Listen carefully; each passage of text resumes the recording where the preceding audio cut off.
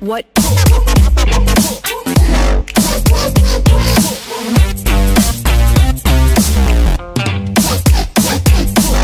What?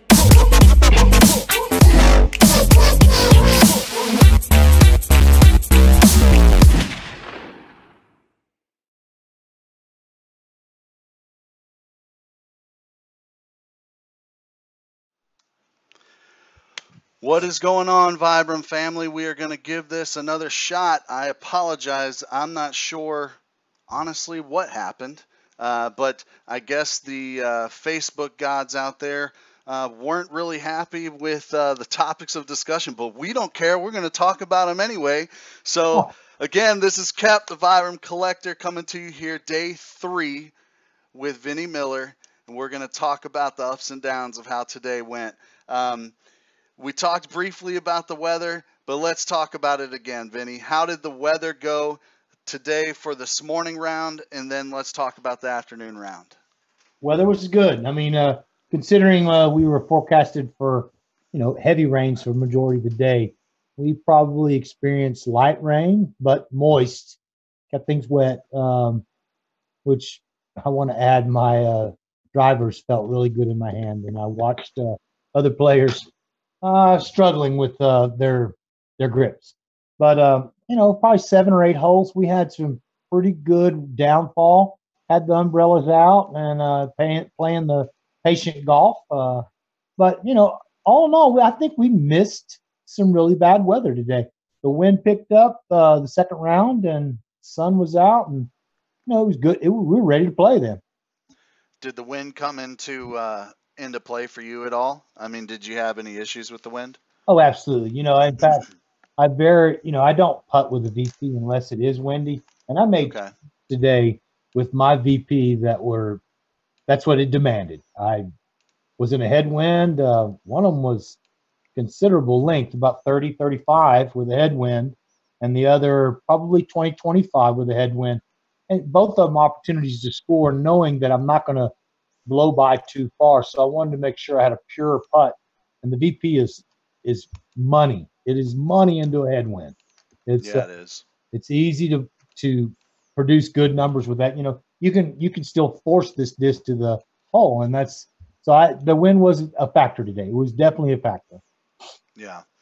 So with the with everything that was going on the Brewer course, I remember when you went out there with Ben O the other day, that course looked really long. So I would imagine that the guys with the distance had to have been impacted a little bit by the rain, even if it was a drizzle, right? Yeah, it geared everybody down. You don't want to try to produce any kind of force or any kind of torque when you're dealing with wet concrete, sandy bottom feet. You've got to take a step back and actually start producing a little bit more consistent toned down shot. And I will say I did not have to do that today. I did throw off a towel through the tee box. Seemed to be a little bit slippery, but that's within the rules and allows me to keep any traction. But I really didn't have to tone down my shots today because of the rain. Is that something that you've just learned over the years, or is that a trick that you've had in your back pocket since day one, throwing down the towel on the tee pad? No, that's over experience. I mean, it's I've learned it. I couldn't tell you who I had it, but it's been a while since I've been utilizing it. And there's places where it just demanded. I mean, I would love the fact that all concrete tee boxes are consistently graded the same way and give you a certain kind of traction, but it just you got a lot of variables there. And really, the towel is a great way. If you put your towel down, get it up front. You don't have to get too far up front. Get yourself a comfortable lie off the front of the tee and place your foot in there, back up, and go through your X step, knowing that your plant foot is going to be on that towel, and it'll considerably help your traction if you start getting into slippery conditions. What hole did they have you starting on today out there at Brewer? Today was on hole 3. Okay. Yeah, it's staying on the top 10, get you in that third card, and started off well. I kind of predicted the way I was going to have my start yesterday. I feel real comfortable on this course, so I feel as if the more and more I play with, it's going to be even more comfortable. In our semifinals, we'll have the Brewer. So I pretty much predicted what I wanted to shoot today. I wanted to shoot a 57, but the numbers were a lot lower than I thought they were going to be. Shot a 55 the first round, so it was below. It was actually below where my expectations were, but then I didn't think the course was going to play as well as it did for other people. Okay. Well, yeah, there was some decent scores out there, that's for sure. So, what do you feel like, were kind of your challenges today out there overall? I mean, obviously the weather came into play. We got a little bit of wind and rain. But do you feel like there was a certain part of your game that just, wasn't coming off quite right? Yeah, my second shot from the par 4s. It's a par 60 course. So there's one par 5 and 3 par 4s, and is that right? No, it's 4 par 4s and 1 par 5. So it was pretty demanding to have good second shots. And I don't think, looking back, I did not have a good second shot on majority of my par 4s and the par 5, and which can become frustrating because I was good off the tee. So my first shot, well committed to and executed. However, the follow-up shot, I was leaving it a little bit short or a little bit right, which put myself in a position of taking my medicine and getting in the par 4, or in some places scrambling to end up bogeying a couple of those par 4s, and that's what I did today. Yeah. Hole 6 was a huge challenge for me today. 6 and 7, they're 2 par 4s back to back, and I forward them both times. Hole 6, but hole 7, which is a par 4, I 5'd it both times. So those were definitely game changers on those on my scorecard. Gotcha. So with the toughness of those holes, did you feel like you rebounded pretty well overall, or did you carry those with you a little bit? Any Yeah, issues with that today? I'm real good about letting holes go. It's this is disc golf. This isn't life. This isn't struggling to put food on the table. This is just disc golf. And so it's easy for me to walk away from a frustration. Good. Sure, I didn't follow through or whatever it may be, but I'm not going to sit there and take it out on the golf course, or it's still just a walk in the park. So I hear you, man. and the other frustration, and I guess before the freeze happened, and I'm not reluctant to call the person out, and if he's got a problem with it and not able to face he knows what's true. Greg Hosfield was very unprofessional on the golf course today during the second round, and that changes the dynamics on the card. And I hate to say it, I felt as if he held himself unprofessionally, and we addressed it. Maybe not as soon as we should have, and of course he apologized for it. But that doesn't change the fact or make anything different. It's a game, and we're professionals, and we should hold ourselves professionally. Had that been a leader card situation with some kind of gallery and some kind of media, that would have been a sports top 10 blooper or a fail. And it would have been an issue. But we addressed it, and I think it's important that you address these situations, and you don't have to come back with so much animosity that it starts a conflict or even changes your focus. Address it, allow the rules to take its toll. And the thing is, then it doesn't affect the rest of your game, right? I mean, then it's so hard to celebrate a great shot after you were just an ass about a bad shot. right? So that's what I hate, is that I've definitely done it. I'm not gonna lie. I've definitely let my temper get the best of me, and I've frustrated, and I've done something on the course I wasn't proud of, and then I go to the next tee pad, and I throw the best drive I've ever had on that hole, and I feel like a jerk celebrating it. You know, Right. it's not like, it's not even fair. I almost don't deserve the good throw. You know. Yeah, absolutely. You know, and it's we addressed it. It was taken care of. You know, it's that's the that can easily be snowballed. I mean, if you're that type person, and we always do it. I understand frustration in competition. I totally understand. I don't even like losing at cards, but it doesn't mean I can't put my food on the table. Doesn't mean, you know, someone struggling through a medical issue. You know, it's just a walk in the park, and you know, and I hate to say it, it's sad that it happens more than it should.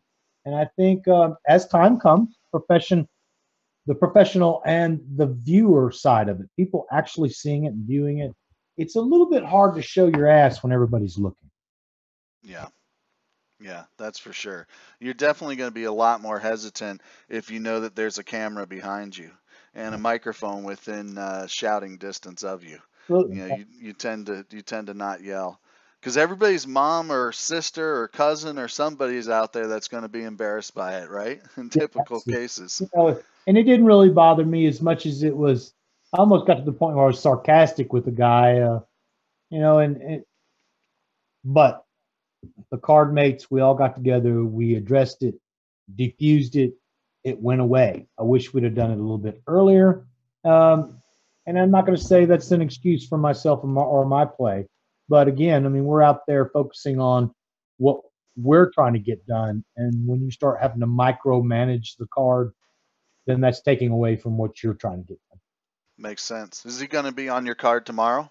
done. No. Okay. Okay. All right, good deal. So, in looking at your challenges, let's take them. Let's put those to the side, and let's talk about your successes today. How did you do, and where did you feel good today? Well, I'm real excited that I played well in the wind. You know, I am from Round Rock, Texas. That's where wind is born, and so I've got a lot of history with it. I made some great putts today. Today, the putter was on. I was I was inside the second circle. I made a couple 40s today. Real good with all my 35s. Didn't miss any little dinkers. Didn't have any. Well, I might have had a few 4 or 5 footers where, you know, that tells me I could have put it in. If, you know, Right, right. could drive a few holes where I was that close, but nothing like I have in the last 2 days. Had a lot of success with the putter today. The ridge was doing quite nice today. Both rounds, or was one round? I mean, obviously your second round was much better, which Yeah, is surprising considering the drama. But um, was it, you felt like the ridge was just all day for you? yeah, absolutely. You know, it put me, it saved me a few times. It was more my second shots that put me in a position where I wasn't going to be able to score well. But when I did, and if I had to scramble, my putt saved me. There was quite a few places where I was able to score with that ridge. I mean, I was surprising. I mean, not surprising. I'm not going to even say that. I was doing what I anticipated with my ridges today. And So even with the wind, I figured the VP might be the go-to disc. So are you saying that one of the ridges is your go-to disc today? uh, the ridge is definitely the go-to disc today. Now I had 2 putts with the Fishhead Tim uh, burn orange BP. I had Okay. good putts today. That, and I'm telling you, you guys out there in the rubber land, if you're dealing with a lot of winds, definitely get you a VP, even if it's just for your upshots. But you'll be very surprised the putt with the VP and a headwind. You're not going to have to worry about it really raising up. You get it nosed up, it's not going to flare off or anything like that. In fact, in most type cases, I have to aim high with that VP and a headwind because it is just that consistent. But yeah, the go-to disc I'm going to tell you that 174 pre PDGA color of $100 bill. Ridge was my go-to today. That's for sure. Okay. All right. Good deal. Good deal. And yesterday, I know that that Valley was money for you yesterday, and we had a winner out there, Nathan Hayden.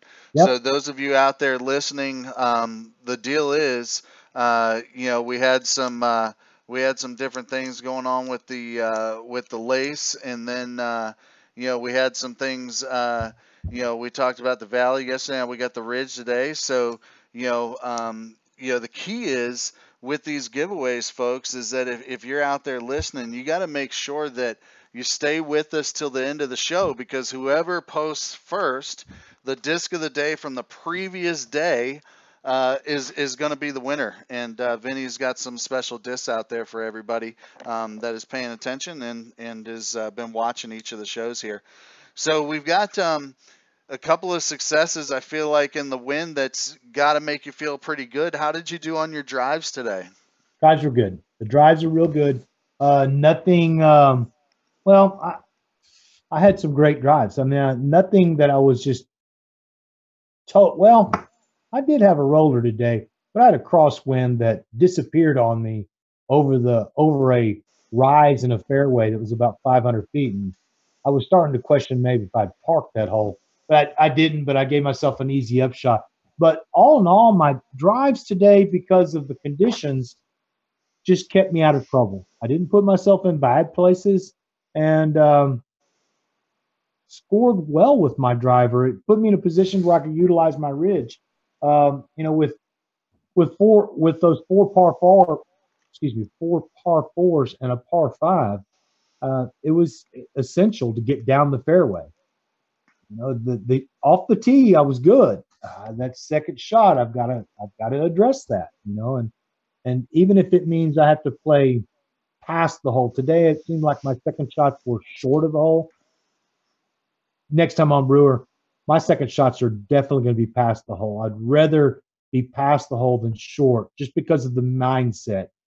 I know if I'm throwing past it, that at least then I know I can try to score to it. If I'm playing continuously short on a second shot, my mindset kind of gets stifled to where maybe I can't make that shot. And so the mindset definitely is different if you start out throwing the hole. So Brewer Saturday morning, I'm definitely going to be out throwing my second shot. How did you do, when you're looking at the way that you threw compared to all of your practice rounds that you had previously? How did you do overall? Did you have to switch up any of your discs because of the conditions today? No, not at all. In fact, I even sent a text to Benno. I think he's somewhere in a car going west. They're gonna be some really cool. They're doing some. I think it's the eclipse that's coming up, and they're going somewhere like Utah or some crazy place and setting up a tent on a hillside and getting all That'll be awesome and stuff. I think it's gonna be a great experience for him. But I sent him a message because of the double Mando hole, and I told him when we were playing it that I was just going to lay up to the front of it. Never really challenged the double Mando, but today I left it pretty short of the double Mandos and made a great 45-foot putt, and then I pushed into it and got about a 25-foot putt. So I birdied that hole both times today. With my expectations of only getting par. So I actually texted him. I'm sure he's on the road, and I never saw him get it. Might even be out of service where he's going. But yeah, I'm sure. Point, because he asked me how am I going to play this hole, and I told him I said I'm not going to try to take any chances, and I birdied it both times. So a lot of awesome, man. Yeah, that's awesome.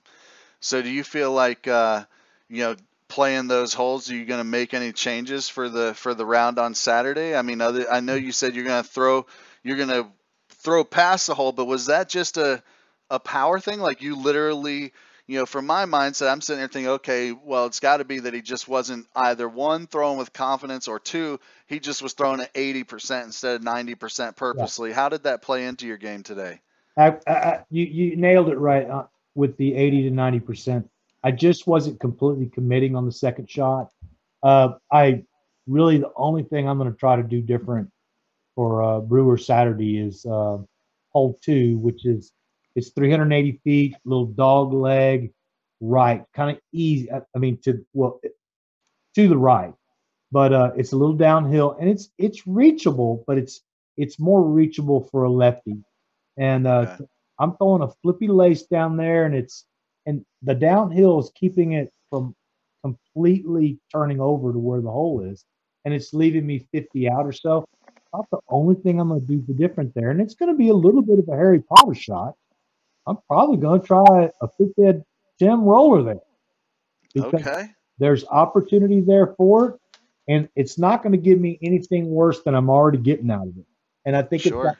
I think it's going to give me a chance to actually get that too. But no, I feel real comfortable on this golf course. I know I can score really low on this course. That's good, man. That's good. So we talked about it and we touched on it a little bit. Um, the overall player experience today.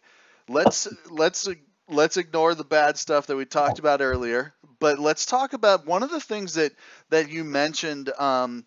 And forgive me for being this detailed with what you and Ben O were doing, but I was listening to the pro tips and what you were talking about. So one of the things that you mentioned was, the tall grasses. You would make it OB or maybe a penalty or what have you.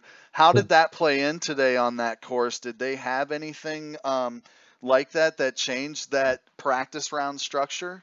No, not at all, actually. In fact, it was wide open. All those lines are completely safe. The rough really didn't play into the factor. So if you played off the fairways, it really didn't play a factor into it. And it's too bad because had they done some of the things I was speaking to during that video, it would have been an 8 or 9 stroke different course. That's for sure. Uh, so, it was gunslinger kind of golf. You get it out there, make your putts, you're going to score well. Definitely the weather played a factor in it. And I'm just fingers crossed that wind is blowing hard come Saturday morning because I've seen a lot of people struggle with that. And I had a lot of success with that. That's good. That's what we like to hear is something that we can pivot into our favor.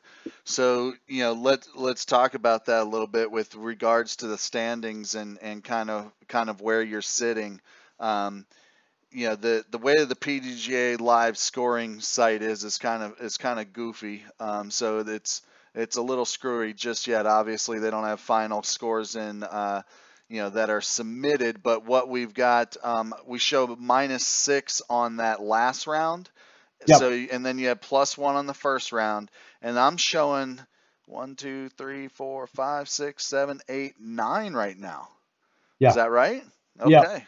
Yeah. I'm sitting in ninth. I think the ratings, which I don't put a lot of continuity to, but I think the ratings are a little low. And when they get them officiated, they'll be better.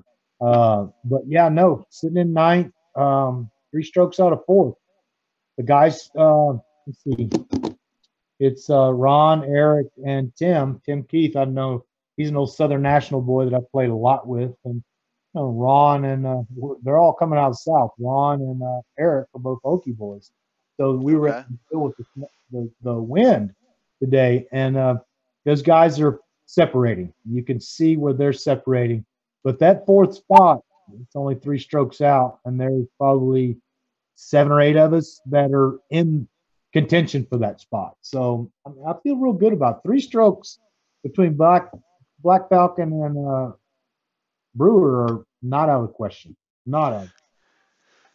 Glenn Hardesty is telling us that if it's anything like your final windy round in Waco, that man, you could turn this thing around further than fourth, possibly. He's saying if it's like that round, I don't know how that was, but maybe that was that crazy. Well, Glenn he's a great friend and huge supporter. He's always got my back. He always speaks good to me. But he is right. That windy round in Waco was a 1050 round, and sure, if I walk out there and throw a 1050 and somebody in that second, third spot decides to slip up, there might be a surprise. That would be nice. We'll keep our fingers crossed on that. That we'll have that for us today. So in looking at your overall from hole to hole to hole. Was there any particular throw or any particular hole that you walked away from and you're like, hell yeah, I really nailed it today? Yeah, that's that double Mando. There's just no way around it. We had a pretty good gallery the second round, and the wind was up. And I played the wind was right to left on it. And one of the Mandos of the double Mando, uh, try to give everybody a little perspective. It's about 75 feet wide, the double Mandos, two huge trees, and one is, I guess the hole is 340, 345. The tree on the left is probably at 300, and the tree on the right is probably at 320. So it's a little offset. But what I'm doing is coming in from the right with the right wind pushing it. And I literally just put it way out right. In fact, Joe Mela, he's from Pennsylvania, and they don't experience wind very much. And he goes, I just can't believe how far that disc flew back to the hole. And it put me Yeah. in position for a 25-foot putt. But yeah, absolutely. That hole, the first time I birdied it, it was 45 feet out. Felt good. And when I'm playing the same course the second time, I'm comparing each time I play the hole. And when I come up that hill, I just said, well, you can't expect to birdie this hole again because you're supposed to be laying up on this hole. And I put it out there in front of a great gallery. Crowd went crazy. I made a 25-foot putt. I birdied that hole twice today. That's hell yeah. That's 30 years of 30 years of disc golf experience right there. That's tournament experience. What that is, you know how to play those, right? Yeah, it was a good time. That's awesome, man. That's great. So, we talked just a couple minutes, about this course tomorrow that you're going to be facing, Black Falcon. This private course. We talked about it the other day. This course is amazing. I took a couple minutes today and looked at the Twitter feed that they had masters out there. So they had the video play. So we didn't get to see you guys play the other day, unfortunately. So what I wanted to do is take just a minute. It's going to take me just a second to set it up, but I'm going to share my screen with you, Vinny, and then I'm actually going to show the folks for folks to hop back on, and we'll give them just a moment. We apologize, everybody out there that was watching and it dropped. Not sure exactly what's going on with the Facebook feed tonight, but we are getting dropped left and right. So here's what we're going to do, Vinny. We're going to talk just a moment and just hang out for a moment, and we'll let these folks join us back in. So I see that you got your doggy there. What kind of dog? What kind of dog? That was up close and personal, man. Up close and personal. This is Roxy. Hey, Okay. this is our road dog. She's half Brussels Griffon and half Chinese Crescent. Okay. Good Times Charlie. Get out of there. Good Times Charlie out of Waco. Good friend of mine. He has a lot of eccentric dogs. And there was an oops. And we fell in love with this little dog. And so she's our pal. She's cute. She's cute, man. So hopefully Facebook won't boot us for yet the third time tonight. Not quite sure how that's happening or why that's happening, but we have gotten booted twice tonight, so Facebook doesn't like me tonight for some reason or another. Not quite sure what that's about, but we're going to keep grinding, man. So here's what we're going to do. I'm going to pull up now. I'm actually going to pull up what we've got out there with the Twitter feed. So we're going to talk about Black Falcon. We're going to talk about expectations for tomorrow, and we'll go over that. So let me pull that up here just one moment, and I'm going to share it over with you as well. All right. It started to change. So here's what we've got. Can you got it on your side, Vinny? I do not. I don't know if it's trying. I actually have a little white dot moving around. Okay, let's see if it loads up.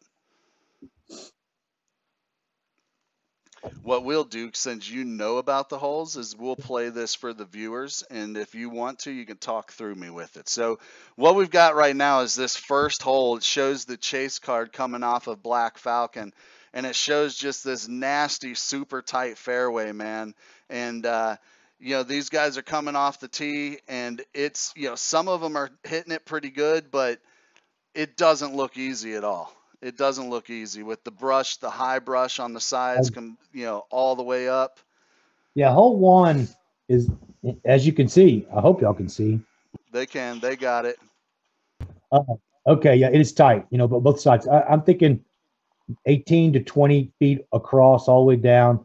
The biggest challenge, I mean, sure, if you get it out of your hands and it's going forward, the biggest challenge is how far you throw it, because you may not be able to put that in perspective, but behind the basket, it's 12 feet to the next bush. So the greens are real small. And if you touch anything, left or right, you're down and you're flicking or backhanding off your knee or something just to get your three.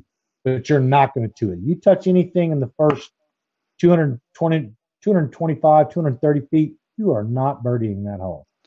So, So one of the things that they ran into today, obviously, with Black Falcon was the weather as well. And I'm looking at the tee pads, and this just makes me bring up a question. What's your thoughts on tee pads? Do you prefer these rubber mats that they're using in a lot of these places, or are you old school and prefer the concrete or natural? I don't like natural because of the inconsistencies of it. But if you have to utilize something, a rubber mat is good. Of course, it all depends on the shoes that you bring to the table. I mean, we all want concrete, that's for sure. But I mean, concrete can be just as slick as rubber pads. I spoke to the owner about these pads, and they are actually a company that does the rubber pads for bridges on ball golf courses, because they'll put them on there to keep the bridges from getting slick. So they're one piece, they're nailed down. He's patterned them down with caliche underneath. They're pretty stable.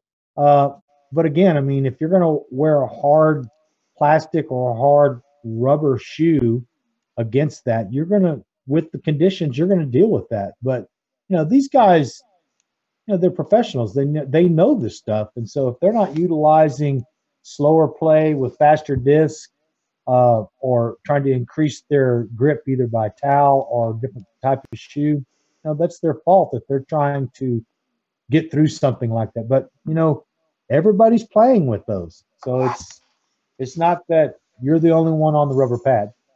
Right, that's fair. So this next clip that we're showing right now is a clip of Barry coming. He's literally standing in the middle of the bush, man. He is standing in the middle of the bush. So what we're looking at, for those of you out there, we're watching the PDGA live scoring video clips from this morning's round, or this afternoon's round, should I say, of the Masters in Black Falcon. We're talking to Vinnie Miller, Vibram Disc Golf Pro. Tomorrow he has to go back out, second round, and face Black Falcon. So he's going to go out with a vengeance and get some revenge from the other day and try to score a little bit better. So, we've got a good shot now from showing how small the greens are. It's a clip here. We've got Barry coming out of the rough, made a good run on the basket. But man, you weren't kidding. It's literally, the basket is no more than 3 strides in front of this super crazy rough. Oh yeah. Now you have got to be pinpoint with your accuracy. You can be off just a little bit and not have a putt. I mean, it's just, that's how that course plays. And not every hole. I mean, there's 20 out there, but those first 3, absolutely, that's how that is. So this next clip they've got out here is Barry Schultz driving on 6. This one looks a little bit more open, though. Do you recall which hole that is, and what's your thoughts on that one? 6, yeah. No, that's out in the open. It's got a little OB on the left, but still there's trees in the right places that if you put yourself in, you're going to be struggling on your second shot with that. They've got a little OB on the left-hand side that if you get into it, I mean, you're not going to have to putt too far out of OB to try to save, but it's going to add a stroke right away because it's OB's probably 15 feet away to the left. Yeah, that's rough. Yeah, they're showing all the folks driving on hole 6 here, just showing their distance, and man, it doesn't look easy at all, especially with that big bushy tree right out in the middle. I know for me that I would be looking at it as soon as I finish my follow through and probably hit it dead center. Sure. So this next one, man, that they've got up here is just nasty, absolutely nasty. Hole 10. Yeah. It's all the pine trees, just straight. I mean, they've got discs bouncing every which way on this thing. Do you recall how you approached that? What disc you threw on that hole? That's a flip hyzer valley. That's a 309-foot shot, and my valley's good for 280 to 3. So if I can get to that end set of pine trees, I've got a putt. The key to that hole is stay low, because if you come in there high and you clip something up high and it goes right, is a little more forgiving off the tee box. But if it goes left, you're going to struggle. You're going to get a 4. You're guaranteed a 4. You hit in the first 100 feet, 150 feet, and you go left, you're getting 4. I mean, there's no saving it. There's no Harry Potter shot. That's pitching out, getting your shot. But absolutely, a low flip up hyzer. I utilize a valley. I've seen some of the other guys using their mids that are their fairway drivers that are a little bit flippy, because if you don't keep that straight, it's not going to be not going to end out well for you. Well, and I'm looking here, you don't want to go long on that hole either. No, you don't. I mean, it looks nasty. They just showed a clip of Johnny McRae. I mean, super deep in some stuff there. Yeah. In fact, that's actually that's a fence that the owner told me about, that was made out of tree trunks that were pulled out of the ground to plant those pine trees. And so there's a whole row of these huge stumps that they use for a fence. Yeah, you could see them pretty clearly on the clip. Yeah, that's pretty wild there. Now this one on hole 13, that looks to be, we didn't get to see what the fairways look like or the tee box, but at least the green looks to be a little bit more forgiving, though. It looks to be a little bit bigger. Well, it is. I mean, the green is probably 35 feet across. You got OB behind it. You don't see the OB behind it, but that fence, the whole fencing line is OB, but past it is OB as well. I mean, it's small fairway, but with the key with that hole right there is don't be short, because if you throw it into the fence, you're going to the drop zone. Whereas if you throw it long over the hole, which that's what I did, and I got the circle 3, and I was just barely OB, but OB enough to get the OB 3. And and if you go long, you've only got about a 15, 18-foot putt, so it's not that bad. But I spent more time on that hole than anything on the Black Falcon, because there's a huge difference there. You don't want to take a 4 when people are going to be scoring 2s and 3s. Yeah, absolutely, that makes sense. So yeah, they've got because they show that Johnny went OB on that hole, so I guess it must be pretty easy. It looks like he went OB left. Oh yeah, absolutely. Yeah, it's the fairway's real tight, and the grass is, if they had to cut the grass more on the cut grass side, you'd have more skips. But for me, it's a first run Obex with a little bit of a hyzer right at it. It's the perfect distance for that disc. If I'm long and I'm barely OB, okay, I've got my circle 3, but if it catches enough grass, then I've got an easy 2. You know what I find really amazing about this course, and granted, all I'm getting is a couple 15-second, 30-second clips here on Twitter. But what's pretty impressive, man, it was just the change of vegetation. I mean, it's so different. It looks like you're on completely different landscapes from hole to hole here. Oh yeah, no, there's apples, there's blueberries, there's mulberries, there's pear trees, and then you've got all kinds of flavors of different kind of shrubs and trees. There's black cherry. the property is phenomenal. So in looking at, they've got a couple clips of here, the guys driving 18, and the camera angle isn't the best, but from Right. what it looks like, it may be just a little tunnel drive that you're having to come out of a tunnel, maybe. Yes, you are. Yeah, you are. Okay. It's not that demanding. I think probably the camera's giving it a little bit more than it is. Okay. But it's not that big of a shot considering some of the other holes. But I mean, again, as you can see, it does. You can look. The rough is rough. You don't get Yeah, it the is. It's ride on it. crazy. Yeah. I wouldn't be surprised if there's a bunch of people that lost discs this week. I mean, certainly, right? Oh yeah, absolutely. And because I mean, some of this grass is, well, I mean, just the grass. I'm not talking about shrubs or hedges or anything. Some of this grass is waist deep, and so just if you get in that, just you'd have to stand on your disc to actually find it. So yeah, absolutely. There's people losing discs left and right out there.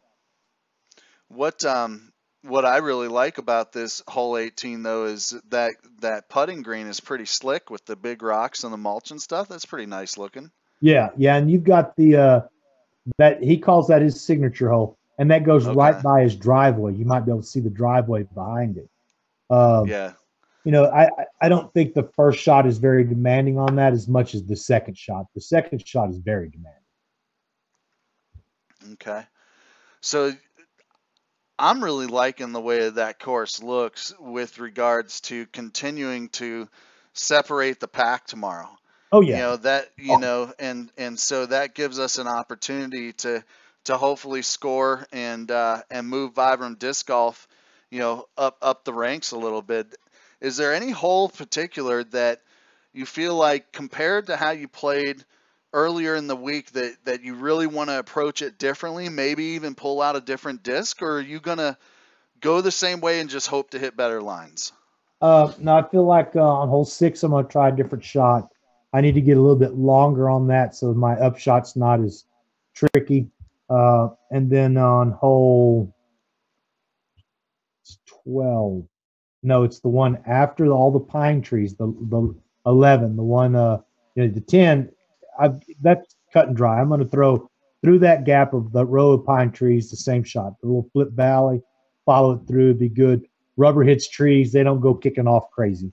But Right. so is an Annie that's probably 440 going uphill, and I've not played it well. And it's a second shot that I'm not playing well. So I'm going to actually challenge that hole a little bit more. I've been taking my valley and just putting it up there to get myself positioned for about a 150 foot ridge or summit shot through the gap. I'm going to go ahead and take the flippy lace and punch that a little bit more because worst case scenario, I'm going to put myself in the bush and I'm going to be doing something towards the basket versus, I guess I'm playing it safe on that hole. I don't need to play that hole safe tomorrow. Okay. All right. I like to hear that. I don't have a problem with you feeling like hey, it's time to attack. You know, that's what we need to have. I mean, we're running out of time, right? Yeah, absolutely, absolutely. 3 strokes is what I want. I mean, catching the top 3 might be tough, but playing the finals at Riverside with everybody watching, with the media and stuff, that would be great for me and the brand and the people that are supporting me. Yeah, absolutely. So is that a course? I mean, I know that we're looking a day further in advance, but do you feel like if you are in position, let's say you're on card 4, do you feel like you're going to be able to hold it pretty well on Riverside? Is that a confidence course for you? Well, one thing about if I get that 4th spot going into Riverside, it's a big course. We're not playing all of it. It's only 9 holes, and we're playing the trickier holes. Um, I feel confident with it. But if I go in there in the 4th spot, I can't lose any farther. So I don't have anything to hold back on. So I'm going to be gunslinging out there. I'm going to be trying to catch third, catch second, because it's set in stone. I'm going to be 4th if I don't make any moves. So there's Yeah, no reason to hold back on Riverside. I hear you, man. So when you're looking at Black Falcon, we were looking at round number 3. you know, with the guys that you are playing with tomorrow, Yep. do you feel like that those guys are going to lift your game on that course, or how do you feel like? I mean, I know we all want to try to maintain our own lane, but sometimes we groove better with certain players, right? Sure, sure, absolutely. You know, I'll be playing with Joe Mila again. I think Roger Riaz, and I've played with him a bunch. I'm not sure who the fourth is. I'll have to look. But I know that when I saw it originally, I was like, calm card, pushing card. It's gonna be it's gonna be just that. Four Good. people getting to work. All right, good. When we had you at even last time, we had four birdies, four bogeys. So Yep, with those bogeys on you had what do we get here? 8 and 9, yep. and then 11, which we know 8 and 9 were basically the toughest ones out there, right? Do you feel like you're going to struggle to pick up those extra strokes on those holes? I think so. I mean, those are both those drives on both 8 and 9. I put myself in a position where I was going to vote. So get off the tee box, and I'll do well. I will par at least on those if I get off the box. And when Okay. I say get off the box, I didn't miss it by much. But on those two holes, it only takes an inch or two on the wrong side of a tree, and you're in trouble. Yeah, that makes sense.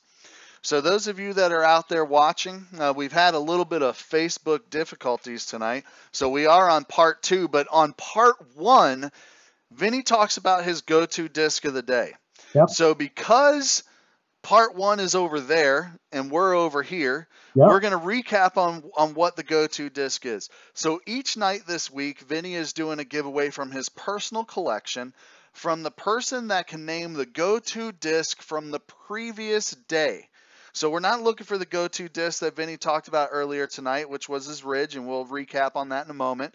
But we're talking about the disc from last night. So hopefully you've been paying attention. Hopefully you watched. I'm sure there's some of you out there, I would imagine that probably some Hayden brothers would probably be writing down notes, I would guess. They probably actually have it on a Post-it note ready to go. It might even be on their clipboard on their keypad here ready to paste. We don't know.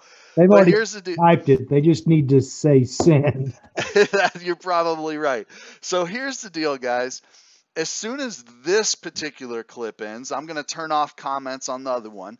But as soon as this clip ends, we're looking for the first person to pick up the disc of the day, or the go-to disc yesterday. Okay? The first day the go-to disc was the white 174 firm lace, old school. Vinny can bomb this thing. Vinny can roll this thing. So based upon what we're thinking coming up, we may actually see that disc hit the ground. Fish was wanting to see some rollers, so I'm thinking that's probably going to happen. But if you want to know what it was yesterday, first of all, I gave you a hint. I kind of gave it away earlier. But more importantly, 4-point description. 4-point description, exactly. Just like if you're the only thing we might not need is maybe the condition of the disc. That's about the only thing that we're not asking for here. So, Vinny, recap on this on the go-to disc for today, and tell everybody out there why you love it and how it treated you. You know, it's I made a great putts today. I made 3 out that 45, 50 foot out, and was consistent inside the circle. Didn't have a lot of dinks, lows, high. A lot of good draining putts. Sure, I did it with the VP and headwind situations, but my green, the color of $100 bills, 174 pre-PDGA firm ridge was my go-to today. All right. I think some folks are familiar with that disc. I believe I saw that maybe even as a guest on day 1. So whoever that was, I don't remember who it was. I think they were just taking a shot in the dark. There's no way they could have read or watched the video, so it's all good. Give them some love there. So any questions out in the group? Give me 1 second. I'm going to catch up on this feed for just one moment, Vinny. I want to make sure that we've got everybody covered. We had a handful of people checking in. We had Chase Hayden checking in, Chris Covino, Blake Bourne, Gian Aldecker. Good luck, son. So is that your mom? Mom. All right, man. That's awesome. Mom checking in. Heck yeah. I love that, man. I'm a mama's boy. True and true. It just is what it is, man. Yeah, I definitely miss my family. We all live real close together, and we probably should spend more time together than we, being living that close together. But I'm sure I'm missing them, and I really appreciate their support and my people. They're great, and I really look Heck forward yeah. to seeing them. Awesome, man. So we had another thing out there that wasn't necessarily a question, but I'm gonna frame it as a question. Michael DeSalt was saying that he can't really get his Valley to flip. Was the Valley something that came out of your hand and just immediately when it came out of the box it was a flip hyzer for you, or did you have to beat that disc in a little bit? No, straight out the box. It's Mike. It is a flight pattern 174. Kind of got a little bit of a puddle in it, but right out of my hands. I mean, now granted, I really torque on it. Sure, if I lighten up on it 80% or something along that lines, it does remind me of the arch. But if I get on that thing, it pulls a little bit to the right, but it does flip up and it does hyzer back. So it's Mike. I say, Mike's a teammate. Get out there and hit that thing hard, snap it really good, and you'll be surprised at the result. Sounds good, man.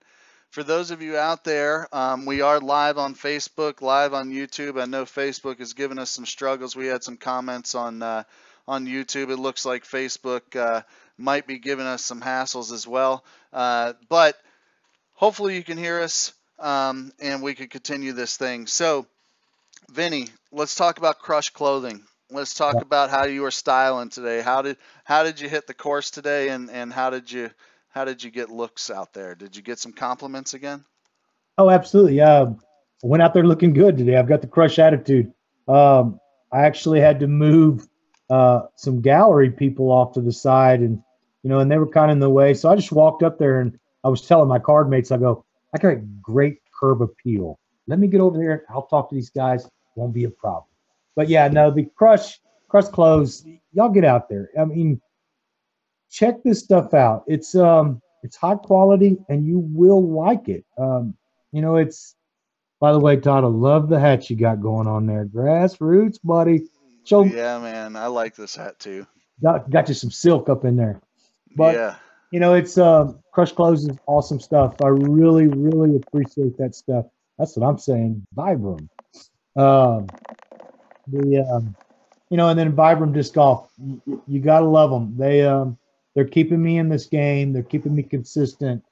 And what a great model. I've always said, you always hear, I can't wait for a big company to get involved in disc golf.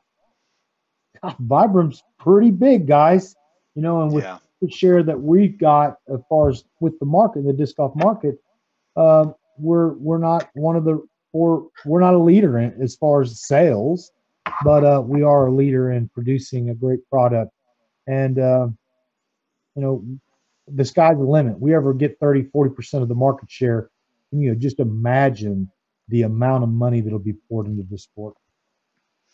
So you open the box, so I'm gonna play in it. What do you think that the brand needs to do to get to that? What kind of changes do you want to see with something? Well, absolutely, we got to get back to the firm. We've got to get something that's feels brittle in our hands, but it's still durable. That's that's demanding of the professional side. I think more so where we're going to really show our growth is on the beginner side and the casual player because it's a product. As long as you don't lose it, it's not going to change. It's always going to be consistent. It's always going to give you the same results. And as we start building our market share through distribution, and get out there. You guys tell your people that are selling this, get Vibram. I don't, even if it's just 10 pieces, go out, get some Vibram. And as we get this product out there, the player is going to start, the casual player. I'm going to reiterate that the casual player is really going to enjoy this because it's got brand history. It's on the bottom of every soldier's boot. It's on the bottom of a lot of people's feet. So it's, I, I, I, Innova is also a dog food company, but it's also a disc golf company. But Vibram is one thing, and they know that it's got performance and it's got consistency, and you can count on it. So that brand itself is going to sell this, but we've got to get it to the market. We've got to get people out there selling it. We've got to get people out there distributing it. So yeah, you guys out there that are listening, the people that might listen to this after we've recorded it and maybe see it later on the YouTube or something like that, if you go someplace and in that store, that's where you buy your disc, why aren't you carrying Vibram? And get that product out there, and you'll see this brand increase just because everybody knows what Vibram is. The off the street player, he don't know who Innova or Discraft or DGA, these people are, but they do know what Vibram is. So we just got to get it out there, and I think we're getting there. There's a lot of incentives for the team members to start putting this product out there to distributors, and as well, we've got a great sales team. Jeff Lane has got fresh ideals, and he's got a great passion. I really look forward to what we're going to see next year. It's going to be exciting. It really is. I'm excited to hear it, man. I'm really excited to hear it. So those of you that are out there that have caught us tonight, catching us later, let's continue to push. Let's not forget where this week started. And Vinny started it, so I'm just carrying it with us throughout this week. He said, hug harder and love louder. That's it. I've hashtagged it in the post. So let's continue to push that out this week. Let's continue to make it a movement even after this week. I know me personally, it's a hashtag I'm saving. You're going to continue to see me push it. So I hope that you guys will live that, not just read it, not just post it, but actually live that. Hug people harder, love people louder. Vinny, apply it to your life. Apply it to your life. Apply it to the people around you, and it's contagious. It really is contagious. It's with a lot of things that are going on in this world. A little bit of love and a big hug goes a long ways. And so, as people, we need to do that with our fellow man and our fellow stranger. It makes a difference. You spit something ugly out of your mouth, it creates ugly. You spit something pretty out of your mouth, ain't nothing but pretty coming out of there. So keep doing it, guys. Hug hard, love loud. Yeah, man. Yeah, let's do it. Let's do it. So those of you out there, Vibram family, and again, even if you're not part of the Vibram family, go out there, get you some Vibram shoes, get you a Vibram disc, get you a Vibram mini. But also, don't forget what this guy's got on his head over here. Where are you at? There you are. Over here with that crush. That's a slick looking hat too, man. Yeah. Yeah, that is a slick looking hat too. All right, guys, continue to push them. I also need to thank CommunityDisc.com and Discbite.com, or Discbite.com. You guys are really going out of your way to do some special things for the group. The giveaways that you guys are doing, the way that you guys are promoting and talking to the group and willing to answer questions that maybe other retailers aren't willing to answer is really important to us and really huge, and it shows a lot. So those of you out there, if you need a disc, try Community Disc or Discbite first. They're good dudes. They truly care about disc golf, but more importantly, they truly care about Vibram and growing the Vibram brand. Not that they don't care about other brands, but for whatever reason, these guys are freaks just like us. They're rubberheads just like us, and they want to do something special for Vibram. So that's good. And let's continue to help them do that. So, all of you out there, continue to hug harder, love louder. I hope you continue to throw them straight and you make your next round